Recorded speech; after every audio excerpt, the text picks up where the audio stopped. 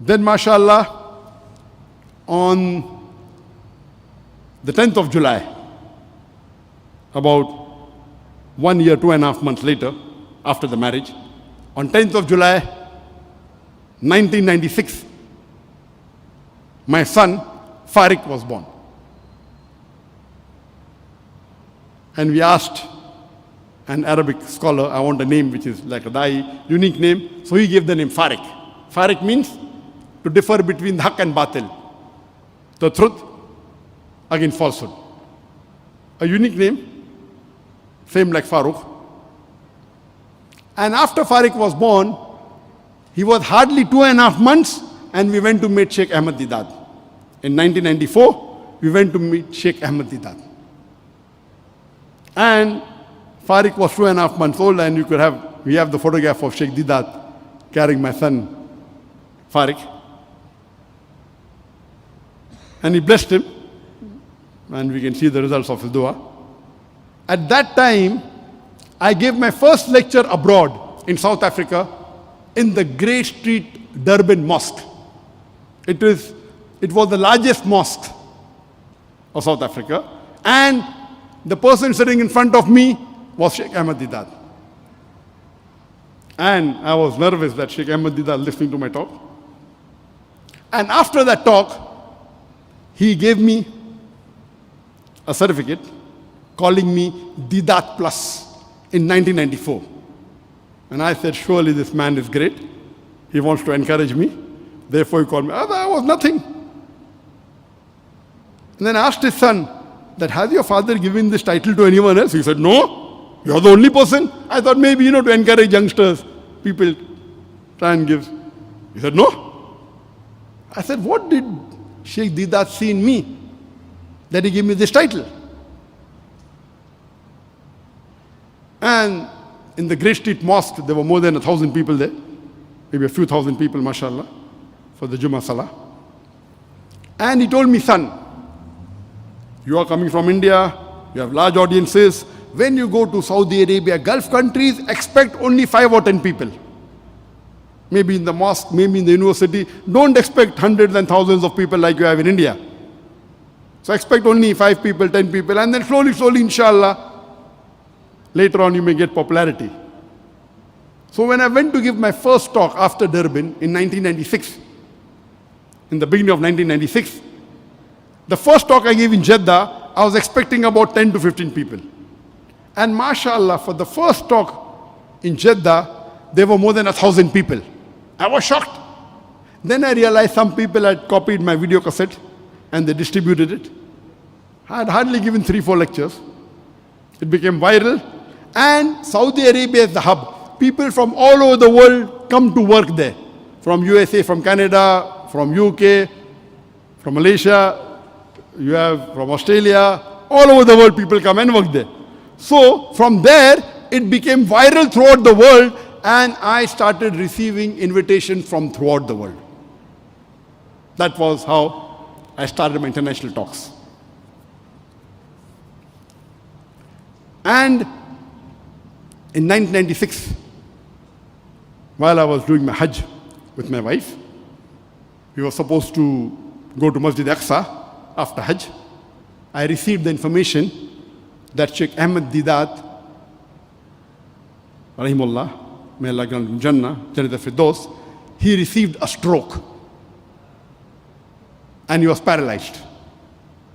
I immediately cancelled my trip. I told my wife, go back to Bombay. I went to the South African embassy, stamped a visa, and I was the first person from abroad to visit Sheikh Ahmed Deedat when he got the stroke. And he was hospitalized.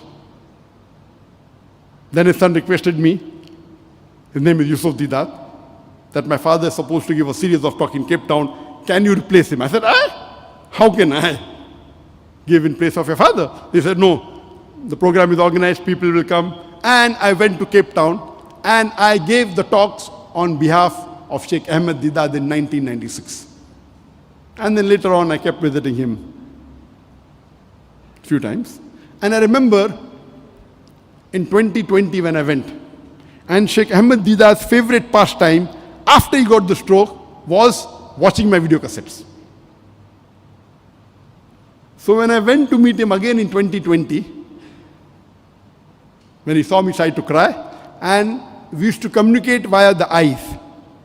You know, because the person who's in coma, who cannot move around, who had hemiplegia, there's a method of communication, there is a chart. Line number 1, A, B, C, D, E. Line number 2, F, G, H, I, J. Line number 3, it goes on. So if you want to communicate, if he has to say I, 1, 2, he blinks. So second line, F, G, H, I, blink. So every letter you can spell by blinking your eye. So I was communicating with me, he said, I want to give you a message. And he gave that message to me. And that message, it took time, and his son was there. He said, son, my son, what you have achieved in 4 years had taken me 40 years to achieve, alhamdulillah. And then his son took a plaque and he printed this with his thumbprint in 2020 May. Son, what you have achieved in 4 years had taken me 40 years to achieve, alhamdulillah. And that was the biggest award that I got in my life. Sheikh Ahmed Deedat himself, when he was sick, he gave that award to me. He blinked, with the blinking of his eyes, he communicated with his thumb impression. Son, what you achieved in 4 years had taken me 40 years to achieve. And this was because, if you remember, I had asked him, uncle, why are you so aggressive? He said, I'm militant. You can fight the devil in 2 ways, with holy water or with fire. And when I met Sheikh Deedat in the initial part of my dawah, I was multiple times more aggressive, multiple times more militant than Sheikh Deedat. Because young blood. Now also I'm young, mashallah. But that time I was younger. And I did dawah with my students, with my classmates, with my teachers. I got results, but I wasn't happy with it. I said, same matter of Sheikh Deedat. Sheikh Deedat is X amount militant, I'm 10x. Why results so less? Then I changed. Then I became soft. But when I became soft, they knew, oh, this is a lion. A lion need not roar. The king of the jungle need not roar. So I had a mixture. I could be more militant than Deedat. I could be as soft as Sheikh like Dr. Jamal Badwi. You know, so I had a different style. Being humble, when required in debate, be militant. So I gave him one of my lectures on similarities between Islam and Hinduism. And there, you know, some of the Hindus who are belonging to some hardcore fanatic organization, they come and attack you. They're cursing me and I'm smiling. I'm saying, dear brother, and Sheikh Deedat said, my son, how can you smile when they're cursing you? So I told him, you fought the devil with fire, I'm fighting with holy water. At that time, he gave me this plaque. Son, what you have achieved in 4 years had taken me 40 years to achieve. So then I developed a style. You should be as militant as Sheikh Deedat, more militant, be soft, be humble, be logical. So I saw many speakers all over the world. Time will not permit me to speak about them. Variety of speakers. We had the largest video cassette library in the world at that time. About 4,000-5,000. And I used to see various speakers, logic, reason, did my own study. It was a variety. And alhamdulillah, Sheikh Deedat was the person who changed me from a doctor of a body to doctor of a soul. And Dr. Isar Ahmad inspired me to leave my profession. So these two people were the main people who were the inspiration. And in the end of 1996, on the 4th of November 1996, my second child, my eldest daughter, Zikra, she was born.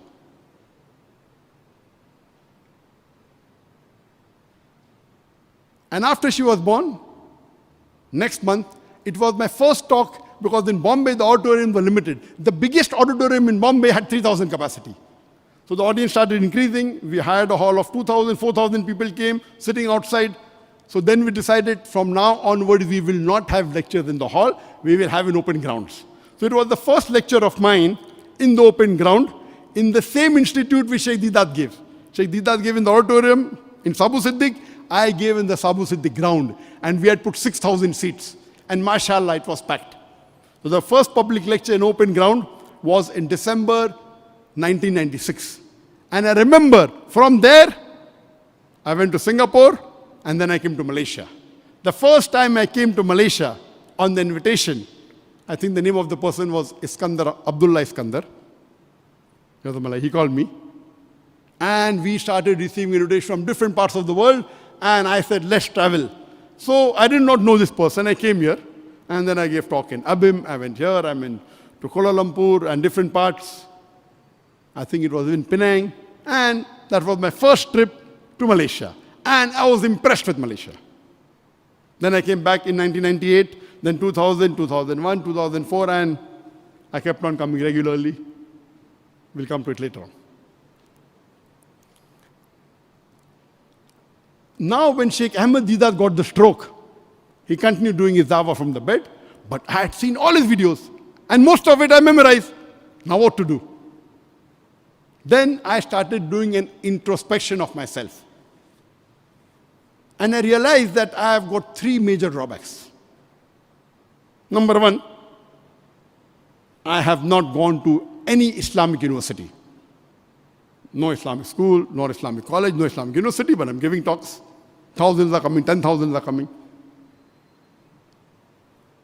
I don't know Arabic as a language, number two. I'm not Hafizul Quran. Many people think I'm Hafizul Quran, I'm not. So I decided that inshallah, all my children, I will see to it that they pass from an Islamic international university. I'll see to it that they learn Arabic Lugha Fusha as a language. I'll see to it that all are Hafizul Quran. That was my aim. And I said, okay, fine. I should learn Arabic as a language. Now I'm already, no, I cannot go back to institute now. So I went to Makkah, and one of the Lugha department teacher, Maulana Nadwi, I spent 1 month with him, learned a little bit. Then I said, I want to learn under the best teacher in the world. Then when I did my research, I came to know the best teacher to teach Arabic to a non-Arab was Dr. Fa Abdurrahim, who was the head of the Lugha department of Islamic University of Medina. I did not know him. So in 1997, I went to meet him. People told, impossible. He's so popular. He teaches PhD student. Why will he give you time? Head of the department of Medina University. I said, what's the harm in trying? So I took an appointment and I went to meet him. And I said, I'm so-and-so person, I'm inspired by these. I'm listening. He said, people told me you are the best teacher.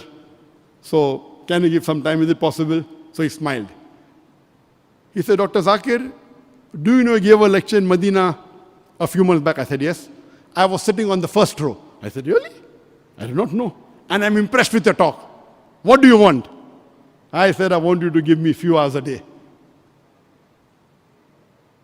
And I want you to tell me how much time will I take. He said, according to me, you give me 5 months, I will give you 5 hours a day. 5 hours a day, 1-to-1. I was like, Hada min fadli Rabbi, the best teacher in the world, the best scholar. And when I sat with him, he was an ocean of knowledge. He knew more than 17, 18 languages. German, and so I went to Medina and I said I will stay there for 5-6 months. And immediately after Dhuhr, after lunch, up to Maghrib time. It was about 5.5 hours, minus the time of Asr time, in between half an hour. 5 hours every day. But I had my nature of asking questions. So more than learning, I had to ask him questions. And because in my field of dawah, I had been to so many anti-Islamic sites.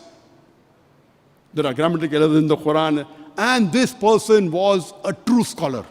Originally Indian, from Chennai, then did his Master of the PhD in Al-Azhar, then started the Lugha department in Medina University, and his knowledge was par excellence. I learned many things from him. So instead of learning Arabic, I was more interested, do this, do that, what is this, that, this person, 30 grammatical errors, and he used to tell me how to answer.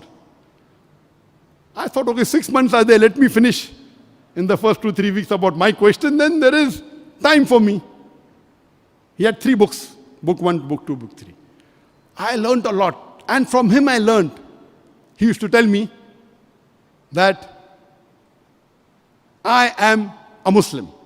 I am not Hanafi, I am not Shafi, I am not Hanbali, I am not Maliki, I am not Salafi, I am a Muslim. Allah says in the Quran, Qala innani minal Muslimin, and that stuck to my mind. He told Allah never says in the Quran, you are a Hanafi, you are a Shafi, you are a Hanbali, you are a Maliki, you are a Salafi. And he used to laugh. And the command he had. He was my first official teacher. There were other teachers of Deen. And whatever I learned from him became as though I wouldn't have gained even if I had done PhD. Because that became my weapon. That became, power for me. Because when I spoke with other scholars, when I gave they didn't know. They were scholars of tafsir, of hadith, but they didn't know lugha. I spoke with Arabs, they did not know the answer. And what he told me, being original Indian, because he was an expert. Allah says in the Quran, فَاسْأَلُوا أَهْلِ الذِّكْرِ إِن كُنتُمْ لَا تَعْلَمُونَ. If you don't know, ask the person who knows. Surah Nahl chapter 16 verse 43 and Surah Anbiya chapter number 21 verse number 7. So he was an ocean of wealth. Then I met my second great teacher, that is Sheikh Dr. Zakir Naik Azmi, who was also an Indian. Dr. Abdirim used to stay with him on the ground floor, he used to stay on the first floor. And being an Indian, even he knew me. So I told Sheikh Zakir Naik Azmi, he was the head of the Medina University, Dean of the Hadith department. Now to speak on Abdirim, I can speak for 2 hours. To speak about Sheikh Zakir Naik Azmi, he was a scholar of Hadith, I can speak for hours together. To cut it short, he agreed to give me 4 hours twice a week.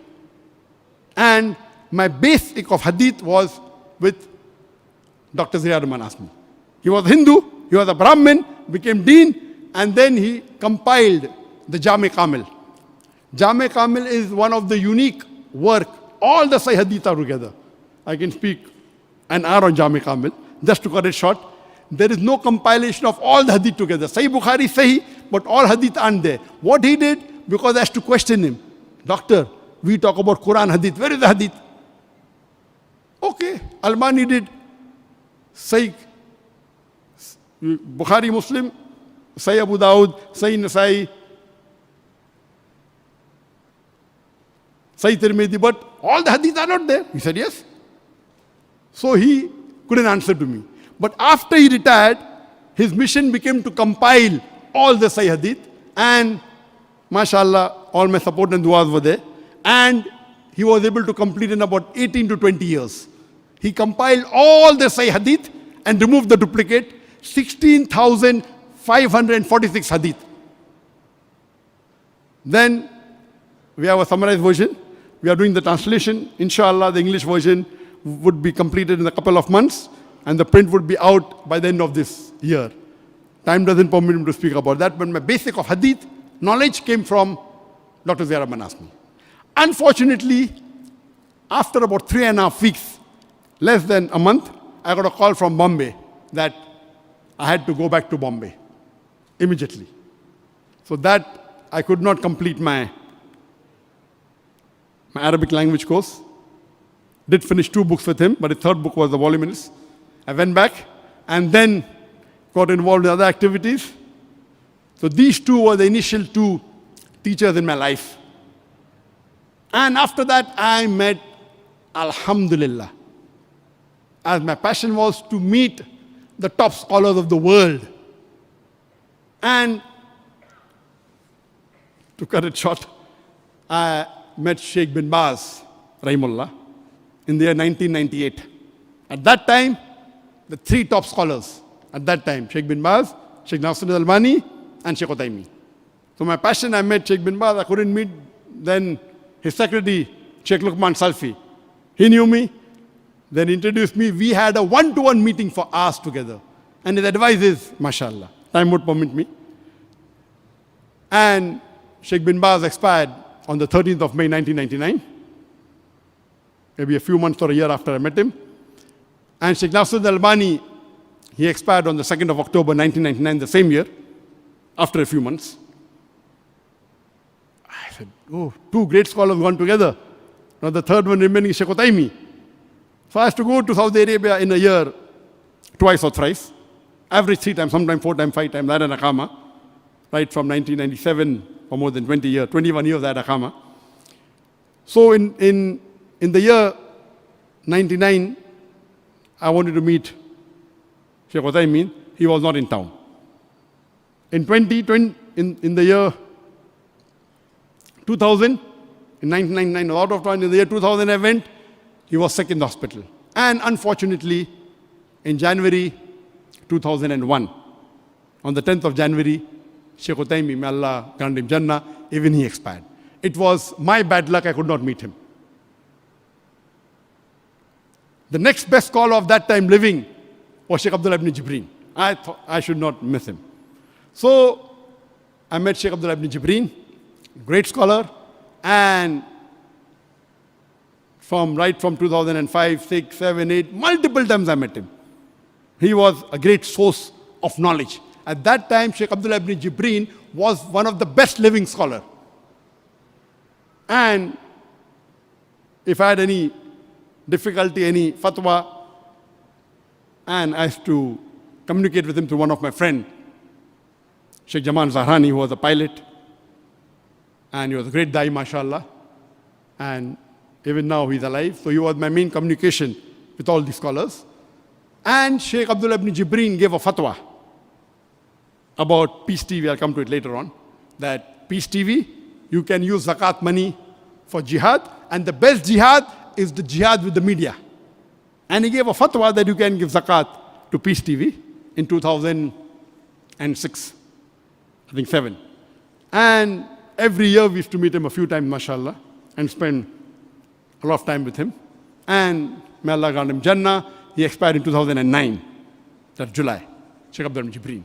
This is just to give you a brief, time is running short. I had a passion of meeting scholars, whether it be Salafi, whether it be Hanafi, and the best Indian scholar at that time was Maulana Ali Mian Nadwi. He was the most renowned Islamic scholar of India, all over the world, including Gulf country. He was known for his books on literature. He was the person who was given the second award. The second person who got the King Faisal Award after Maududi was Maulana Ali Mian Nadwi. And he also got the first award of the Dubai Holy Quran International Award. He was the only Indian at that time to receive both these awards. There was no Indian who received both these awards. There was no Indian who received King Faisal Award. He was the only one. There was no Indian who received the Dubai Holy Quran Award, which was the second award. He was the only Indian. And he was well known. And he was close to my father. We met many times, we discussed, I learned a lot from him. I met Maulana Abdul Karim Parekh, he was another Hanafi Maulana. And I was the closest to him, very close to him, and had a lot of experience. Then the other person I remember was Qazi Mujahidul Islam. MashaAllah, excellent in mantiq, in logic. He was a judge, he was a jurist. MashaAllah. Qazi Mujahidul Qasmi. These are great names from India. Then I met Salim Qasmi, who was head of Deoband. So because I did not go to any particular madrasa, my mind wasn't, blocked. I met Hanafi scholars, Deobandi, Nadwi, Salafi, and I was broad-minded, mashallah.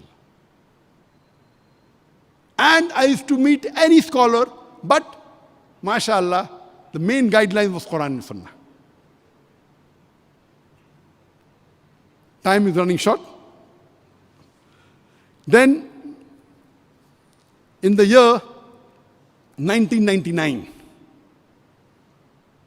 on the 26th of February, my third child was born, my second daughter, that is Rushda. And I told my wife that our beloved Prophet said, if you bring 2 daughters with love and affection till they mature, inshallah, you will be in Jannah close to the Prophet. So I said, good. After Rushda was born, inshallah, maybe they will be a Jannah. And all these names that you find, Zikra was again given by another Arabic scholar. Rushda was given by Dr. Abdurrahim. I said, I want a name which is a da'i name, a unique name, a name for dawah. So Farik is farq between haq and batil. Zikra is same like Zakir, a lady who does zikr. Rushda is one who gives guidance. And alhamdulillah, all these words had an impact on my children. And mashallah, we started a school. My son was admitted in the same school where I was, St. Peter's High School, a Christian missionary school. But we wanted to, it was my desire to make an institution which is education for both the worlds. And we started the Islamic International School. And whoever I met, they said it is impossible. How can you have Deen and Dunya together in the same school?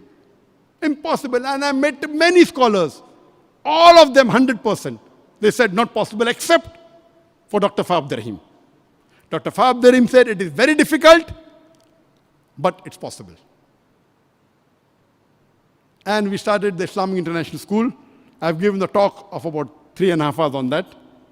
Time will not permit me to speak about it. Our main basic was when a person passes from that school, he should be better than an average person passing from madrasa, who's an alim. And he should be better than a person who does his A-level from Cambridge. So we had a school recognized, our school with the certificate came from Cambridge A-level, recognized, it's the most recognized system in the world. And we taught Arabic from the age of nursery, 3 years, 2.5 years. And we had graduates from Medina University teaching. They said, Zakir bhai, how can we teach Arabic? I said, if Allah helps you, can you do it or not? So my master key was, if Allah is with you, can you do it or not? And that way, mashallah, we taught Arabic from the age of 3. We did hifz of the Quran. 1/3 of the people were hafiz. They could quote Quran, chapter number, verse number. We had fiqh, hadith in English and Arabic.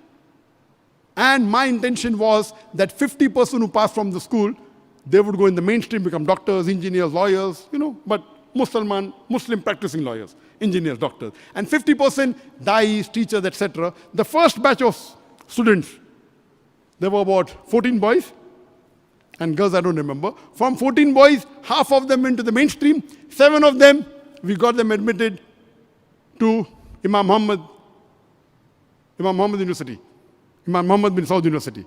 And according to me, the best Islamic university in the world, according to me. The more famous is the Medina University, Islamic University Medina. But according to me, because Islamic University Medina, 50% of the students are foreigners, 50% are Saudi. Imam Muhammad bin Saud, less than 1% are foreigners. So non-Saudi can't get admission, very difficult. But alhamdulillah, Allah's help was there. I approached the dean, he knew me. He gave admission to all 7 without examination, all 7. So all 7 students, mashallah, went. And my son, mashallah, last year, in December,